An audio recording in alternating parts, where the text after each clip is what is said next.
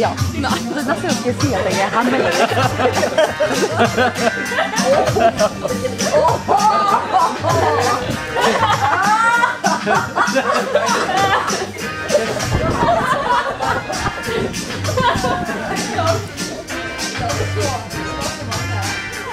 Så sa Andreas var sjanert.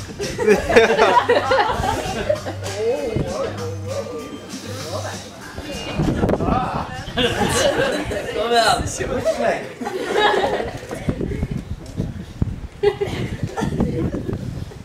Han er veldig dyktig.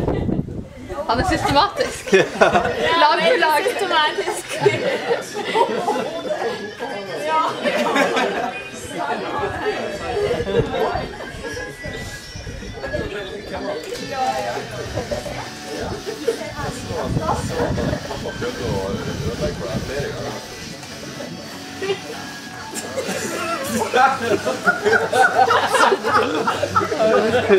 Det er en reaksjon på det hele. Ja!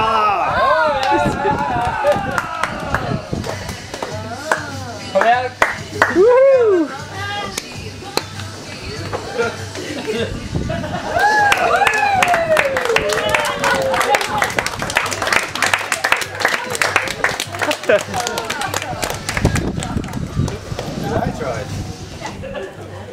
Yes, and now Andreas has the similar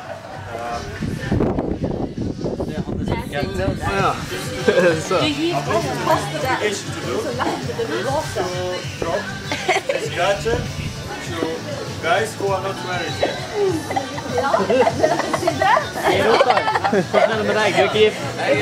Nå har du vist det kjent. Vi gifter 3 barn.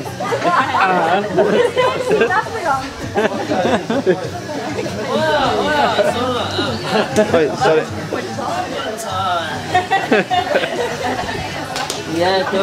Oi, han var veldig flink.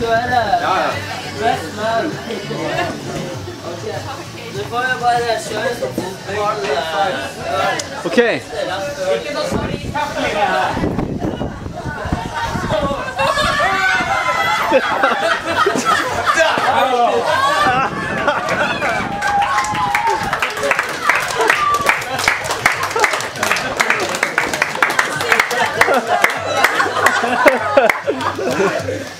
Den var så hvit, jeg så han ikke, han var usynlig.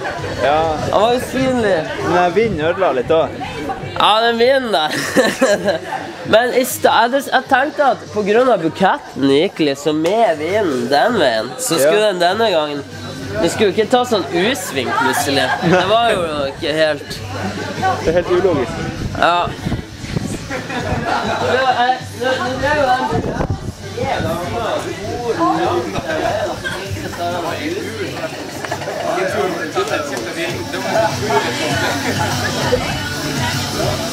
Ja, du er vel inne igjen snart, tenker jeg.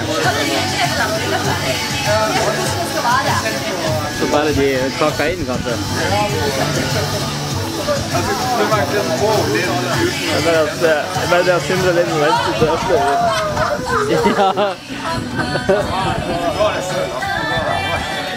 Så.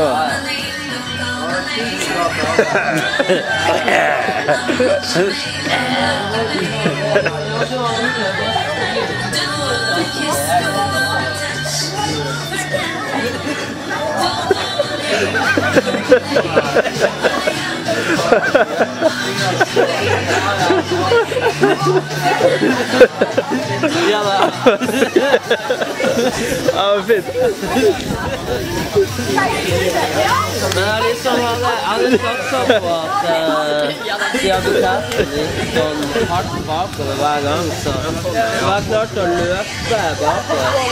Og så bare går han i luft. Sindre, det er bra. fin catch. Bra, takk. Men du? Ja.